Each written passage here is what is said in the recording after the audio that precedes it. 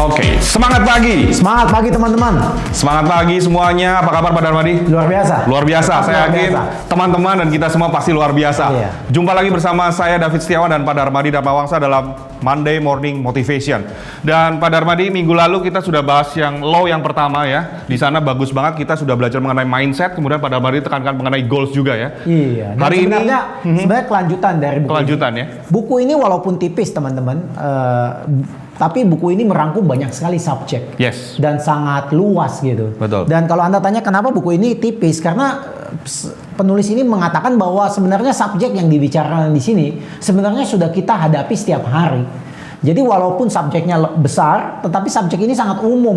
Betul. Oleh sebab itu saya sebelum masuk ke law number 2 ya, saya mau review dulu law number 1 ya, which is the master law ya. Master law, Law-nya betul, yang paling besar yang mencakup semua law yang lain ya. Tanpa master law ini yang lain nggak bisa gerak gitu ya. Oke. Jadi master law yang kemarin kalau Anda ingat bahwa kita kalau mau bertumbuh, kita harus membuat masa depan kita lebih besar daripada masa lalu. Betul. Ya. Ini kan bagaikan kalau kita kasih jalan mobil, Fit. Ya. Ya. Kalau Pak David lihat, apakah kaca spion penting nggak di dalam? Penting. ya. Penting. Abis itu ada kaca lagi yang kecil di atas Oke, ini ya, ya. untuk ngelihat ke belakang ya. Itu semua penting. Penting, betul. Tapi masalahnya kalau mata kita selalu lihat terus ke belakang itu Bahaya itu sekali. menjadi bahaya. Betul. Nah, mata kita kan mesti melihat kaca yang ada di depan. Ya. Namanya windshield glass itu ya. Yes. Jadi kaca yang lebih besar begitu. Namun sekali-sekali kita ngelihat ke belakang. Boleh ya. Karena kalau kita nggak ngelihat ke belakang, banyak hal yang mungkin kita tidak memberikan keputusan yang tepat. Setuju, Ya. setuju. Namun kita kembali lagi, the law pertama adalah kita adalah manusia yang punya ekspektasi. Jadi ekspektasi kita harus bangun bahwa masa depan kita harus lebih besar daripada masa lalu kita. Ya. Dan kita Yes. sudah katakan bahwa masa lalu itu berguna sebagai bahan baku untuk kita tuh belajar sesuatu ya, kemudian move on. Betul. Nah, mari kita masuk di law yang number kedua 2 ini ya. Oke. dari buku dari Dan Sullivan sama Catherine Nomura ini. Nah, law yang kedua kita masuk. Nah, sebelum saya baca ini law-nya, masih ingat kan ada aturannya kan? Ada frase yang mesti kita katakan betul, apa? ada tambahan masih ya. ingat Pak David nggak? Kita akan jadi lebih baik jika kita akan bertumbuh jika gitu ya. Kita akan bertumbuh jika kita membuat pembelajaran kita lebih besar daripada pengalaman yang kita hadapi. Yes. Ini menarik sekali ya Bagus Pak David ya. Saya rasa Tuhan menciptakan manusia di dunia ini dengan segala macam pengalaman yang berbeda ya Pak David ya. Betul. Mungkin kita dilahirkan dari keluarga yang berbeda, mungkin kita dilahirkan dari negara yang berbeda, mungkin kita dilahirkan di zaman yang berbeda gitu ya. Namun segala perbedaan itu tidak begitu penting Pak David. Tapi yang paling penting adalah apa yang Anda ambil pembelajaran dari pengalaman-pengalaman itu. Setuju. Setuju ya? Setuju. Dan kadang-kadang ini sangat susah Pak David. Ya, saya mulai dengan sebuah cerita ya. Ada seorang pangeran yang manja karena ayahnya itu sangat kaya. Oke. Gitu ya. Nah, satu hari pangeran ini jarang sekali terjun ke lapangan. Dia nggak pernah ke desa di mana bapaknya memimpin seluruh negara itu. Nah, satu hari dia datang ke sebuah desa yang kumuh gitu ya. Nah, desa yang kumuh, kemudian dia kaget sekali karena jalanan menuju desa itu berantakan sekali, jelek sekali, kacau sekali ya. Dan kemudian dia mulai komplain. Karena dia manja ya, dia panggil Perdana Menteri dan dia katakan, ini karena jalan menuju desa ini berantakan, saya pengen jalan ini supaya tidak berantakan, supaya enak dijalani, kaki saya sakit nih jalanin jalan yang jelek ini. Tolong ya, dibuatin ya kulit domba, bulu domba, dipasang sepanjang jalan menuju desa itu.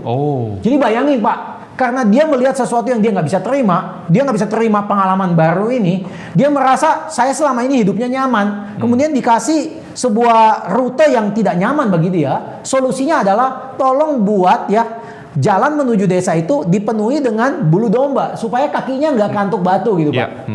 Dan Bapak bisa bayangin nggak berapa kos yang harus dikeluarkan untuk membuat jalanan itu ditutup dengan bulu domba? Luar biasa mahal itu. Nah, Perdana Menteri ini untungnya sangat bijak. Dia bilang, gimana? Pangeran, saya benar-benar setuju bahwa kaki pangeran sakit sekali melewati jalan-jalan yang rusak ini. Betul. Namun alangkah baiknya Pak, uang yang kita mau spend itu kita tahan ya untuk kesejahteraan rakyat. Namun ya saya akan buatin sepatu kulit domba yang begitu bagus sehingga ketika pangeran jalan ya kakinya nggak sakit gitu. Dan pangeran pun oke dengan hal ini. Nah, kenapa saya ambil cerita seperti begini? Seringkali kita menghadapi pengalaman dan kita ingin mengubah pengalaman itu. Betul. Setuju nggak? Setuju. Dan semua pengalaman yang kita hadapin. Nah, pengalaman kan ada dua tipe Pak David ya, kalau kita tahu ya. Pengalaman itu ada dua tipe ya. Belajar dari pengalaman itu, ada pengalaman yang bekerja untuk kita, maksudnya sesuai dengan harapan kita. Ada juga pengalaman yang tidak sesuai dengan harapan kita. Yes. Ya kan ya? Betul. Nah, pengalaman yang sesuai dengan harapan kita nggak usah terlalu diomongin Happy lah kita. Happy lah. Pastilah. Nggak usah dipikirin lah. Betul, ya kan? betul. Tapi kadang-kadang ada pengalaman yang tidak sesuai dengan harapan kita. Nah, bagaimana kita sebagai orang sukses yang punya filosofi bahwa masa depan itu harus selalu lebih baik dari masa lalu, melihat dengan kacamata kita ini pengalaman yang seperti begini, Pak David. Iya. Jujur kita mau ngomong, saya sangat yakin audiens kita juga pernah mengalami pengalaman buruk, ya. Betul. Pak David juga Pasti. pernah mengalami pengalaman buruk. Setuju. Dan jujur kalau kita disuruh ulang kita sebenarnya nggak mau. Nggak mau. Ambil contoh, saya pernah dicopet tuh waktu saya keluar negeri gitu. Iya, iya, oke. Dicopet handphonenya gitu ya. Siapa sih nggak stres dicopet handphonenya, Pasti, Pak? Pak. Iya. Saya bahkan nggak bisa tidur gitu dicopet handphonenya gitu, Pak ya. Nah, tapi kalau saya nanya, apakah pengalaman tersebut mengajarkan saya sesuatu? Of course. Walaupun pengalaman itu membuat saya nggak bisa tidur, stres dan tidak nyaman ya, tapi pengalaman itu membuat saya lebih hati-hati, setuju nggak? Betul. Hah? Betul. Pengalaman itu membuat saya lebih alert gitu. Ya. Nah, pengalaman itu yang mesti kita cari. Nah, tapi masalahnya Pak, pengalaman yang saya tadi katakan, umpama dicopet, kita hanya baru sadar bahwa pengalaman itu berarti mungkin setelah 2 bulan, 3 bulan, 4 bulan setelah kejadian. Setuju nggak? Ya. Dan itu wajar Pak. Tapi orang sukses yang hebat adalah setiap pengalaman buruk ketika dia hadapi, dia berusaha reframing pengalaman itu. Supaya dia bisa melihat sesuatu yang positif dari pengalaman itu. Bukan setelah 3-4 bulan, Pak. Nah, ini tantangannya nih, Pak. Yes, betul, Pak. Jadi ketika saya kehilangan handphone saya pada saat itu, hati saya pasti kesel dan segalanya. Tapi hari itu pembelajaran itu harus nancep di kepala saya. Kenapa Pak David kalau nggak nancep di kepala saya? Bisa terulang lagi nanti. Besoknya bisa aja dompet saya yang kecolong karena saya Iya. tidak hati-hati, benar nggak? Betul. Jadi proses pembelajaran dari pengalaman itu jangan Anda tunda sampai Anda sadar kegunaan dari pengalaman itu. Karena semua pengalaman yang kita hadapi, baik buruk maupun baik, itu selalu ada pembelajaran. Yes. Nah ini dulu poinnya. Betul, Ini nggak betul, gampang Pak David kalau kita mikirin lagi. Oke, jadi saya ulang lagi, kita hanya bisa bertumbuh di Ya. dalam hidup kita, di dalam karir kita, di dalam pengembangan diri kita, kalau mempunyai kesadaran bahwa pengalaman hanya sebuah pengalaman. Tetapi yang paling utama adalah pembelajaran dari pengalaman itu. Dan mahal juga ya Pak ya? Iya benar. Pengalaman itu itu mahal mahal. sekali Pak. Dan setiap orang mempunyai pengalaman yang berbeda. Betul, Setuju betul, ya? setuju, Nah kalau setuju. kita lihat di sini ya, experience that work yang saya tadi katakan sama Pak David, ini Ya. sebenarnya experience kan yang membuat kita maju nih. Setuju. Ambil contoh nih, kita ngelakuin Monday Morning Motivation, ini kan pengalaman yang menarik sekali bagi kita Pak David ya. Ya. Memang saya tahu sulit juga. Sulitnya bukan artinya negatif, ya butuh struggle lah ya, butuh mikir gitu ya, butuh kreativitas ya, butuh inovasi, Betul. butuh inisiatif. Setuju nggak? Saya rasa masih positif itu. Nah, pengalaman seperti ini membuat kita maju. Jadi sebenarnya kalau saya ubah nih, seperti Monday Morning Motivation, sebenarnya ini bukan pengalaman. Sebenarnya tantangan. Tantangan. Bener nggak? Challenge. Karena banyak orang mau sukses tapi tidak mau berubah kan. Ya. Nah kalau kita mau maju ya, kita mau maju, kita mau belajar dari pengalaman, ya kita mesti mempunyai tantangan. Dan tantangan itu yang saya tadi bilang sejenis pengalaman tadi, ya, yang membuat kita bisa maju dan bisa menambah kapabilitas kita gitu. Saya mau nanya, kalau kita sudah lakukan nih edisi Levelnya yang beda ke-23 loh. ya. Edisi Iya. yang ke-23 ya. Bagaimana pendapat Pak David mengenai confident Pak David? Beda Pak. Bicara di depan umum, Pak. Lain. Lain, tambah bagus ya Lain, Pak. tambah Nggak pede. terlalu kaku gitu ya. Iya. Lebih mengalir gitu Pasti. ya. Gimana dengan kapabilitas kita sebagai pembicara? Level up lah pasti. Level up ya. Pasti. Level up ya, karena kita mampu mencari sisi-sisi penting dari topik yang kadang-kadang walaupun sederhana, tetapi dengan sudut pandang yang berbeda bisa menjadi sesuatu. Kita dapat insight banyak di situ. Yes. Jadi experience tanpa pembelajaran itu adalah sesuatu yang kurang baik, tidak baik. Ya, setuju. Baik experience itu baik ataupun tidak baik ya. Jadi kita harus lihat nih pembelajaran apa yang kita pelajari ya. Ya. Jadi orang-orang sukses itu apapun kondisinya, mereka tuh jarang komplain, Pak. Mereka tuh jarang menyalahkan. Bahkan sebenarnya masa Covid 2 tahun ini pembelajaran yang sangat baik untuk kita. Setuju Ya, nggak Pak setuju, David? setuju. Apa yang kita bisa belajar? Bahwa ternyata teknologi itu membantu kita untuk bisa reach in kepada lebih banyak orang. Setuju. Ternyata ketika Covid seperti ini kita mulai kreativitas apa yang harus dilakukan dalam kondisi yang terbatas ini. Nah itu kan pengalaman. Walaupun orang banyak bilang negatif. Banyak orang menyalahkan Bisnisnya hancur karena COVID. Setuju nggak Pak David? Iya. Ya, setuju nggak? Betul. Banyak orang mencari alasan bahwa bisnisnya nggak bisa maju karena COVID. Iya. Banyak agent juga mengatakan hal yang seperti begitu. Tapi kalau mereka mengatakan dua hal seperti gitu, pertanyaan saya, apakah ada pembelajaran yang Nggak positif dapat. dari pengalaman itu? Nggak Nggak dapat, ada. iya. Akibatnya mereka bukannya berputar menjadi besar, mereka menciut jadi kecil, Pak. Iya. Dan nggak bisa grow. Betul. Padahal pembelajaran itu, pengalaman itu baik positif atau negatif pasti mempunyai nilai. Benar banget. Nah, pengalaman yang tidak bekerja sesuai dengan keinginan kita, yang saya tadi bilang pengalaman buruk dan segalanya, ini sebenarnya membuat kita punya confidence turun dan kapabilitas turun kalau kita nggak belajar sesuatu dari itu. Yes. Yang tadi Benar. Pak Darmadi singgung juga ya. Benar nggak Pak? Iya. Kan saya sangat yakin lah kalau ada orang, kita ketemu orang, Pak, Bapak tuh kalau datang tiap kali ada meeting selalu tepat waktu ya Pak ya. Hebat ya Bapak. Kemudian mungkin dia bisa ngomong gini, sebenarnya dulu saya itu adalah orang yang nggak tepat waktu. Sampai saya ketinggalan pesawat umpama begitu kan ya. oke. Dan akibat ketinggalan pesawat saya mesti beli tiket yang baru lagi dan harganya mahal minta ampun. Ya, harganya Dari mahal. pengalaman itu saya belajar sesuatu. Yes. Lebih baik datang lebih cepat. Setuju nggak, banget. Pak David? Setuju. Nah, jadi pengalaman apapun harus kita sikapi dengan sebuah pembelajaran ya. Ya. Nah, big learning itu from small experience juga bisa terjadi, Pak. Dari hal-hal yang kecil. Big learning ya, big learning. Kita belajar sesuatu, bahkan kita belajar dari anak kecil. Ya. Bahkan ketika kita training marketing associate yang baru, kita juga belajar dari mereka. Benar. Ya. Bahkan hari ini Pak, kita Iya. adain Monday Morning, kita juga belajar loh Pak. Kita juga belajar banyak Sangat sekali, banyak sangat sekali. banyak. Jadi, nah bagaimana caranya kita membuka hati kita, pikiran kita secara positif untuk belajar? Ini saya posting kemarin di Instagram saya. Oke. Ya, Oke. ada kata-kata dari Dan Sullivan ini yang mengatakan sebenarnya setiap pengalaman yang kita hadapi, pertanyaan yang diajukan kepada diri kita adalah apa yang alam semesta ini ingin ajarkan kepada kita. Bayangin nih pada Bagus sekali nih pertanyaan. Iya. Apa yang alam semesta ini pengen ngajarin pada? Ambil contoh nih, semua orang pengen dapat anak yang nurut, Yes. yang baik, yang Yes. pintar. Betul. Tapi kadang-kadang kita dapat anaknya yang balikan umpama, Yeah. anaknya nakal, anaknya malas sekolah, anaknya memberontak. Loh, kalau pengalaman ini kita anggap buruk, Pak, pembelajaran kita jadi salah, Pak. Yes. Tapi kalau kita nganggap pengalaman ini sesuatu yang, ya namanya juga pengalaman ya. Saya mau belajar sesuatu gitu ya. Jangan-jangan kita bisa belajar sesuatu dengan anak-anak seperti yang seperti begini gitu Pak. Challenge tadi. Setuju? Dan bahkan kita lebih bisa banyak belajar dari anak-anak yang tidak nurut Ketimbang yang nurut ya. daripada yang nurut. Setuju gitu ya. banget, setuju Jadi pertanyaan yang selalu menggugah untuk orang-orang sukses adalah sebenarnya apa sih yang Tuhan ingin saya belajar dari kondisi saya? Ya. Setuju. Oke? Setuju. Dan itu sebuah big learning Ya. dari experience apapun. Dan ini gitu ya. pertanyaan teman-teman juga mesti tanya ke diri Tanya dia kepada ya. diri kita gitu. Ya. Ya, apa yang kita karena semua orang punya alasan untuk tidak sukses. Ya. Dan semua orang juga punya alasan untuk sukses. Yes. Ini kan hanya masalah you mau pilihnya seperti apa. Jadi kalau teman-teman real estate nih Pak, misalkan ditolak klien, kemudian mau closing gak jadi, dia bisa tanya pertanyaan yang ini. Tanya pertanyaan itu dengan jelas dong, Yes. ya kan?